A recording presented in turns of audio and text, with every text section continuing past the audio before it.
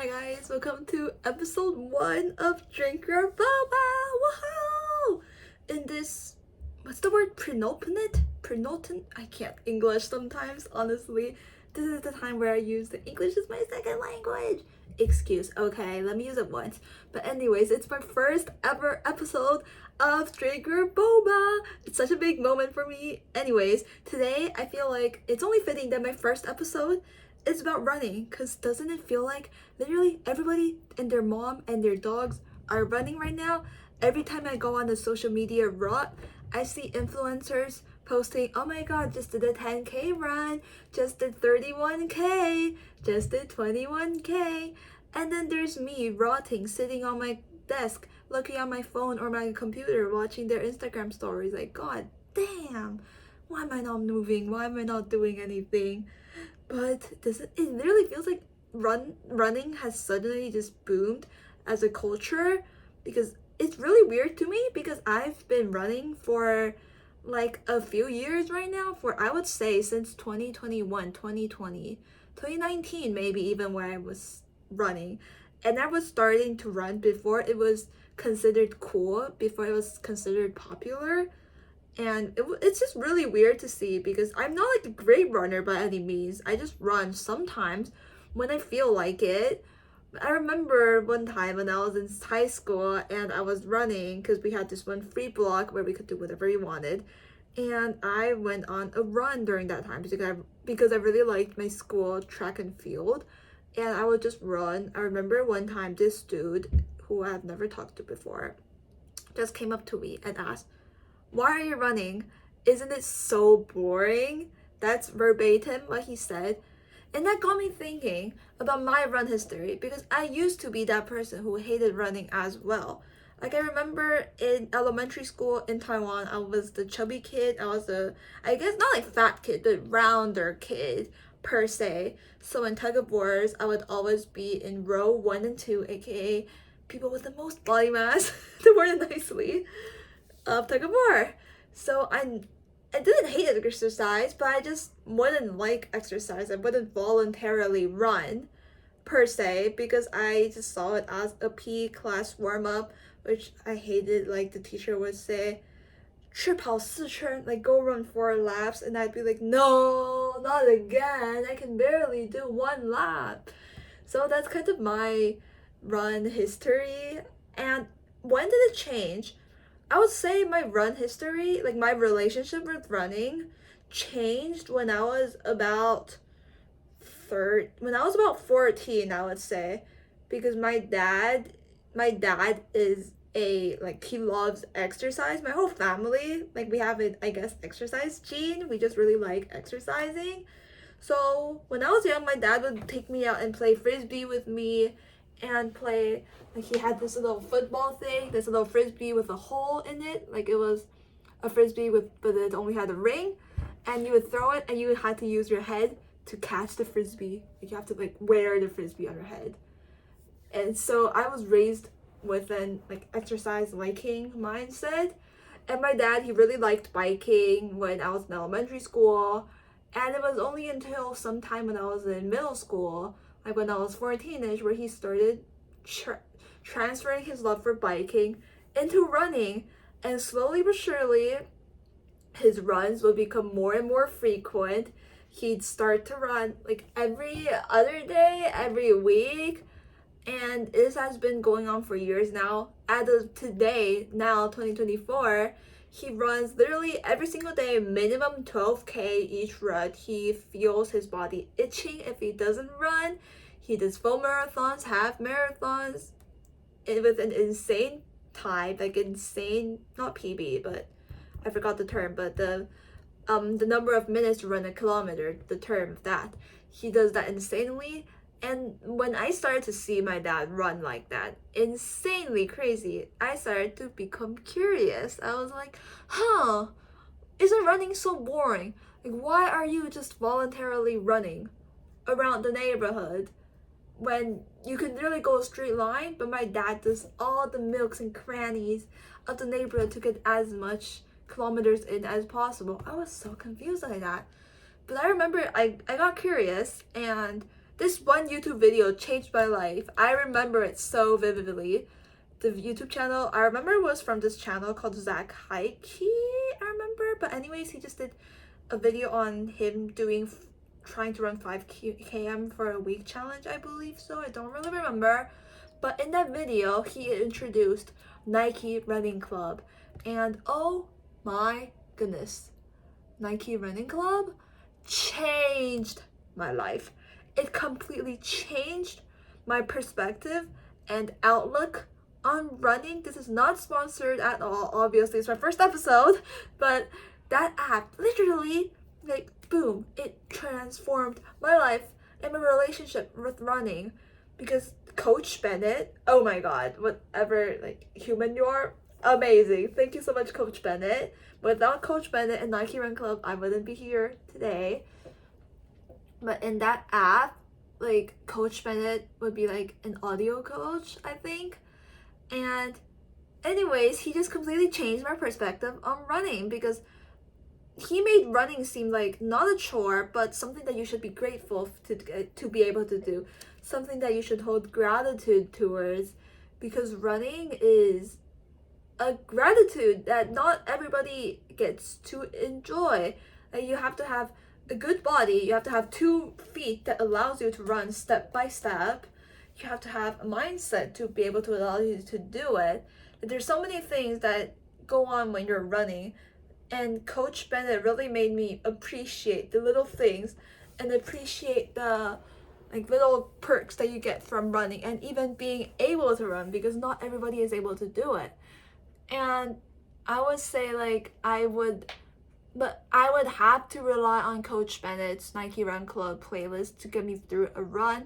I started with 1 km, 2 km, and it was just really, really fun, because I discovered that running was not lame, it was not boring, it was not a penalty. Like, instead, if you put on mom music, if you put on Coach Bennett, like, that makes the running experience so much more fun. You get to truly enjoy what is called the runner's high, where you just run and I'm just happy. So Coach Bennett has genuinely changed my life and my relationship when it comes towards running and just like physical activity in general. Because I don't know, like, just go download this app. It's called Nike Running Club. If I haven't mentioned it already, it's amazing. Like, I love that app. I don't use it anymore to run, but without it, I wouldn't be where I am today, where I could voluntarily run. Like, literally yesterday, guess what I did? I was rotting in my room in Tokyo on exchange for the whole day. I hadn't gone out. And I found out that it was Liam Payne's funeral. Oh my god, how sad. Like, genuinely, I listened to their music when I was younger, and I wasn't like a big fan or anything, because obviously I lived in Taiwan. Culture differences. But I learned English through them, obviously. And I really liked their album Made in the AM specifically. And I remember I went to Kaohsiung, which is a city in Taiwan, and my mom took me to the CD store. I remember it was 2015, and I bought my first ever One Direction CD, and it came with a poster. So it's the first and only poster I've ever had of any artist in my entire life. So I guess that holds a little special heart in the place in my heart. Anyways, I found that it was Liam's funeral yesterday, and I got really sad. So I don't know what took hold of me, but I managed to get dressed, and I dragged myself to a 15-minute walk to the Tokyo University track and field they have, and I did 10 laps to One Direction music. I would call it a sad girl run. That was truly so sad. And I've never done 10 laps without stopping before. So I guess the power of One Direction got me through the run. I've never done that. Like, that was my personal best record of 10 laps, aka 4 kilometers, 4.2 kilometers, I think, without stopping, which is super impressive of me. And it truly requires a mind switch where you view running as, oh my god, it's horrible, to be able to use running as a stress relief. Like, once you make that mind shift, then you understand why people run. Because I feel like people run because it's a form of stress relief. You can listen to whatever music, whatever podcast you are also away from the screen, you are embracing the real world, being present when you're running. And I think that's a combination of why people love running and why running has become so popular lately. And also it's free, so there's quite literally no barrier of entry. Like for example, tennis. I know tennis can get hella pricey. I think it's like costly to get a tennis court or something. I'm not sure, but running, all you need is yourself, pair of shoes, and you're good to go. You can run on the treadmill, you can run outside, run to 7-Eleven, run to the grocery store, run anywhere.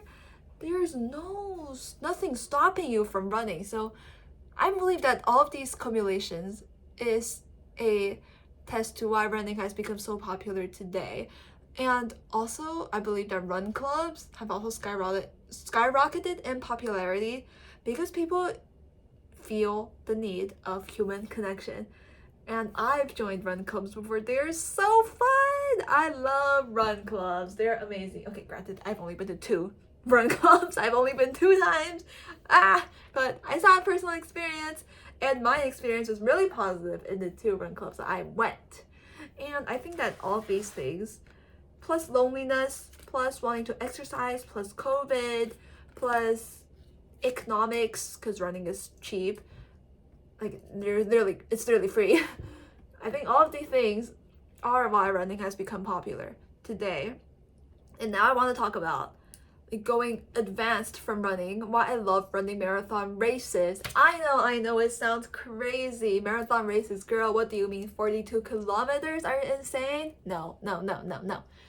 I've only done 3 half marathons. That's my personal record. And mostly I do like 10K races, but when I run alone, I literally, like yesterday, I did 4.2 kilometers without stopping. That's my max only. So just because I say I've run half marathons before, I'm not that good. I think that I can only do that, at least of now, when I'm in the marathon race environment. Because in the races, oh my gosh, it's so freaking fun. The environment, the adrenaline, I feel like everything just leads up to a really fun girly run. Not just girly run, everybody run. Like in the runs, everybody's just cheering each other on, and before the runs, you have to fuel yourself, and you have to get the marathon package. You get the bib. I have my Osaka marathon bib right there. Actually, I could take it for a video. But yeah, it was so fun. I did 21 kilometers in Osaka, which is crazy. And now my life goal, like a dream, I guess, is to run as many races as possible around the world as I can, because it's genuinely so fun. And I feel like running races is a great way of understanding one's culture within the country that you're running in, because it's a great way of exploring the place. And without the races, there's no way I can run 21 kilometers by myself. No way, like long shot. No way. I need the people pushing me. I need to see the people cheering me on. I need to see the camaraderie. Sabrina Carpenter. Anyways, yeah, running races is just so fun. And then it really makes me happy because you have to wake up at 5 a.m. Sometimes even earlier. I've woken up at 3 a.m. for races one time before with my dad. Yeah, but there's like, I keep saying they're really fun, but there really is when you put no pressure on yourself. When the only like goal you put on yourself is to finish, it's really fun. You just get to enjoy the moment. And oh my gosh, I can introduce you guys to Taiwanese marathon races, because girl, we do it on another level. Like, we have so many snacks during the rest stations between every single race. Like, I remember one time my aunt joined a 10K race. She did not run at all. She just did it as a 10K walk. On the way, there were 4 pit stops. You know what she ate? She got sushi, ramen, noodles, bread, Taiwanese cake. She got everything and anything she could have wanted. Fresh Taiwanese fruit, pineapple, banana, kiwi. She literally had a girl breakfast during the marathon race without even having to run. Isn't that girl so slay? Like, we do it differently. Like, we just celebrate the culture, and there are people cheering you on always which just makes you so happy. I always leave the races as a much happier version of myself, a much more positive version of myself, and I love that. If you want to see actual visualizations of Taiwanese races, I have a YouTube channel called Kayla Lee where I remember like 2021, I made a marathon video where I did 10K in that race. I documented it. I remember I had mung bean soup, like green bean soup at the end of the race. And I had food. Oh my god, it was so good. I ran in this Taiwanese temple, which looked crazy. Like there was, in this temple, I ran around a life-size dragon slide. Can you believe that? A life-sized dragon slide in a Taiwanese temple. And I ran a marathon, like, around that area. So you tell me, like, if you're running in a brand new culture like that, and there's food around, there's people running with you, so you can't stop because everybody's running, like, tell me you won't be happy. Tell me you won't be motivated. And also, another point of running marathon races is that, at least for me, like, once you stop, there's no going back. So the only way to get out of the situation is to finish it, which is why I kind of like it. Like, when my friends who don't run ask me why I like running, I tend to describe it as a toxic relationship that is actually not toxic but very beneficial. So I think that this metaphor works when I sign up for races knowing that I'm gonna absolutely die. Like, I'm gonna be in so much pain after the race. But yet I keep yearning for the pain. I keep liking, anticipating what the pain will feel like in the race. So I keep signing up to these races knowing that the aftermath will be sore legs, sore body. But I just really like it because these races, I feel like they bring such a joy, a sense of community to me.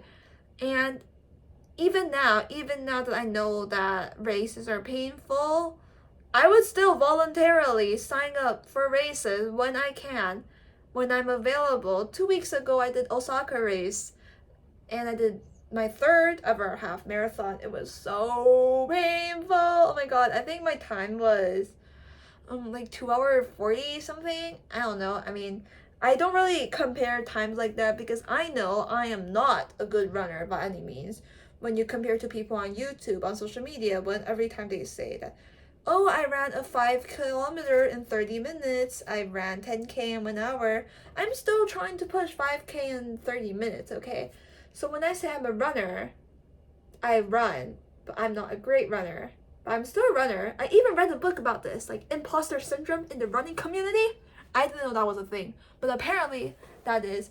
I read the book, shoot, I forgot the name, like it was by Amy something. But anyways, it was just about her breaking the imposter syndrome of people like me and maybe you who don't consider themselves to be runners because they are not fast and not good runners. So that's a bit of my gist of my relationship with running and my love for races, because my relationship with running definitely changed these past few years. I've now used it as a stress relief, as a self-motivator, as a self-challenge when I run. And for imposter syndrome, I try to not have imposter syndrome anymore, because now I think I can probably say I'm a runner. I am a runner. Like, I've done 3 half marathons, okay? I think that counts as a runner, even though my times were not so good, I guess. My first half marathon was the Youzima. It was the Pomelo run in Taiwan, and I did 3 hours 30 for 21 kilometers. I don't really remember, like sub 10 maybe. And that was when that was my first real girl run from after gaining 10 kilos in 4 months, which I can make a whole nother episode about body image. That's a whole nother issue as an Asian girly, especially. Ooh, girl, gaining weight that was not fun. But anyways, it's just been a journey, like years, literally, of my running journey, and I wouldn't trade it for the world. It's been really fun, and I just honestly really like it. It's life-changing, challenging, my favorite type of toxic relationship, that's for sure. and it just changes me for the better. It positively benefits my life, and I'm really grateful that I've discovered running and have this change in mindset about running. So now I'm gonna talk about how to start running when it seems intimidating, because trust me, I was there. I've been there. So I think the first thing you can do is download Nike Running Club on App Store or whatever app store you have. That app, as I said before, literally changed my life. I love that app. It's so amazing. And I think the next thing that you should do is just don't put pressure on yourself. Like, just try it as an experiment. You put on your favorite music on your headphones, blast your favorite playlist. My first song of every single run is Material Girl. Yeah, that kind of gives you an insight into my running. Like, I run to party music. Like, imagine my first song is Material Girl. And I think my last song, sometimes I run to different playlists, but mostly I run to the same Nike Run Club long run playlist. I kind of alter a bit. But first song is always Material Girl, and then it's like da da da da da da da. I don't know the song name, unfortunately. I remember I recently added a City Girls song. City Girls, party songs. I go to run to party music because that's how I get through it. Like, if you're on a run, might as well be on the party. Play like some Dua Lipa, play any party music, like woo hoo hoo hoo. You gotta get yourself hyped to be able to do the runs. Like, sometimes I literally just find myself on a run and start singing. It's so dumb. Like, I just start singing, not like out loud, but I'm like, oh, Material Girl.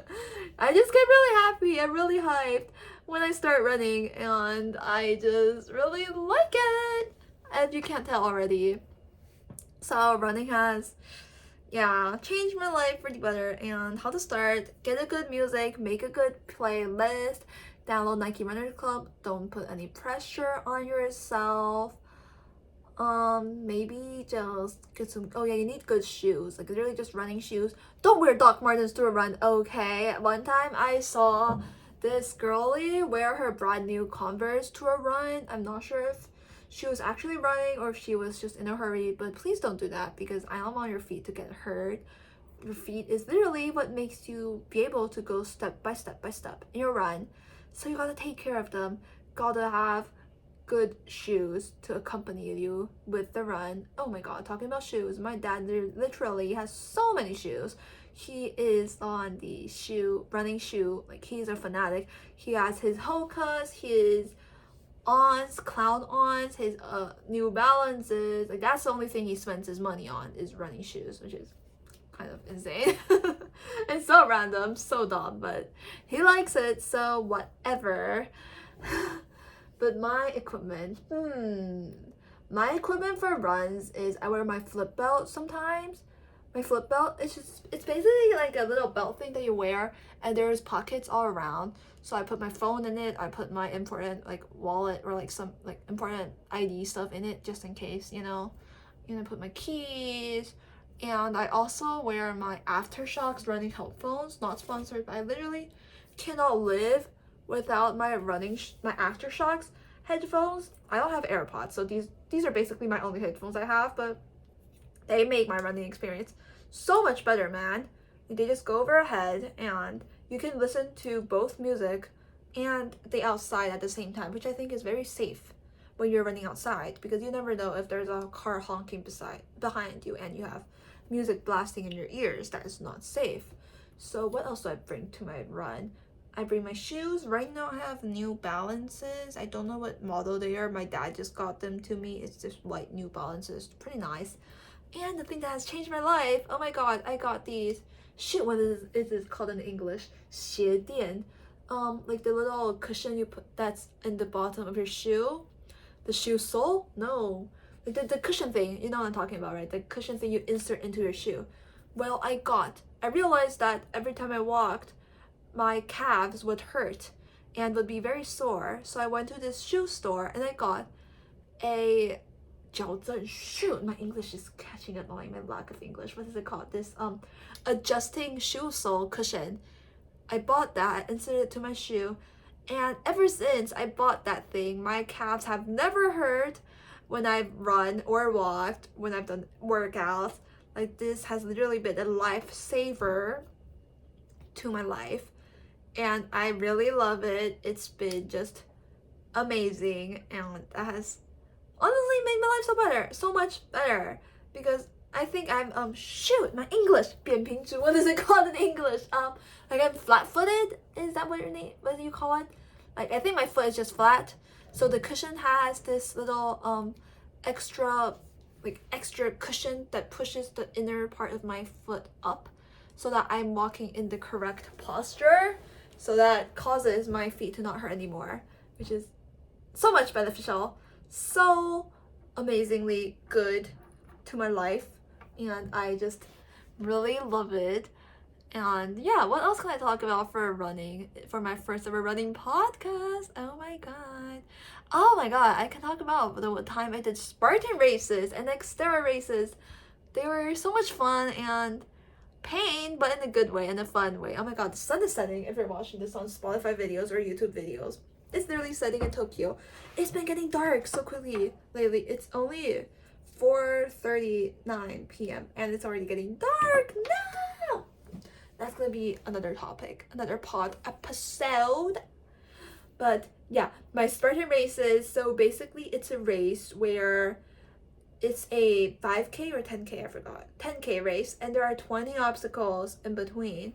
So it's kind of like if you watch that show Survivor, there are many obstacles. You have to do pull-ups, monkey bars, climb up different things, pull different things, carry heavy logs through these 20 obstacles within the 10K run. Okay, so this Spartan race takes me 2 hours, 3 hours, 4 hours. I honestly forgot. I haven't run one in a couple years since I've graduated high school, which is so sad. But those races are super fun, super challenging, and honestly, if anything I have to say to conclude this episode about running is that running has taught me that I am capable of doing things I set my mind to, and that I am resilient. I can do things without giving up. And the last thing, and I think the most important thing that running has taught me, is that I can do the damn thing. Like, I can do it, y'all. I can do it. Like 21 kilometers. Oh my god, I've done that 3 times. Crazy. Like, I can't do that. So the thing is, your mind is so powerful, and if you set yourself to do anything, you can do it. And running is, I guess, a way of proving to myself that I can do whatever I want and that nothing is impossible. Because if I can run 21 kilometers in a row without stopping for 2.5 hours, girl, what can't I do? What can't you do if you start running? So that's the biggest takeaway I've gotten from running, is that once you start, the only way to stop is to finish it. Because if you're in a race, if you have 21 kilometers, if you start and you're running to kilometer number 7, the only way to get back is to finish the whole race. You can't go back because the gate's gonna close. So running has just given me a lot of resilience, a lot of mental strength, a lot of mental willpower, a lot of self-confidence, and a lot of all things beneficial that have truly made my life and made my perceived self-worth so much better. Like, I truly cannot be more grateful for running. Running has been amazing, and I highly recommend everybody to go try out running. Even though running may seem tough, it may seem impossibly hard, get a good playlist that you like, or get a good podcast you've been dying to listen to. Find a little track around you, put on Nike Running Club, and just be free. Just do it. And if you're tired, stop. If you want to walk, walk. If you want to stop running, just go outside and leave the run. End the run. There's absolutely no parameters to running. There's no rules to running. You are your biggest companion in running, and there's nothing that's stopping you from achieving another stress relief avenue. That's what running is to me now. Like, I used to think I was so slow, and I would look at my Garmin watch and I'd be, I guess, sad of my slow time. But now when I run, I don't even look at my times anymore. I just run, I just start my watch and play my music and go and see whatever my brain takes me. I don't put any pressure on myself. It's purely stress relief, purely fun, and I think that's how running or any form of exercise should be. So that's why I think that running has been so popular lately. And that's gonna be a wrap up for my first ever of Drink Your Boba podcast. Woo! Oh my gosh. This is the first debut episode of Drink Your Boba, and I hope you liked it. Please give me any suggestions on future episodes in the pod socials. We have Drink Your Boba on Spotify, on YouTube, and we have at Drink Your Boba _ on Instagram as well. And if you're interested in me, I have a personal YouTube channel. Just YouTube, Kayla Lee. I might pop up. I have 300 subscribers right now, so maybe I'll pop up, maybe I won't. I'll link it in the bio if you're interested. And yeah, I'll see you guys in next week's episode where we yap about something else. And yeah, I'll see you guys. That's it on the episode. Bye, guys.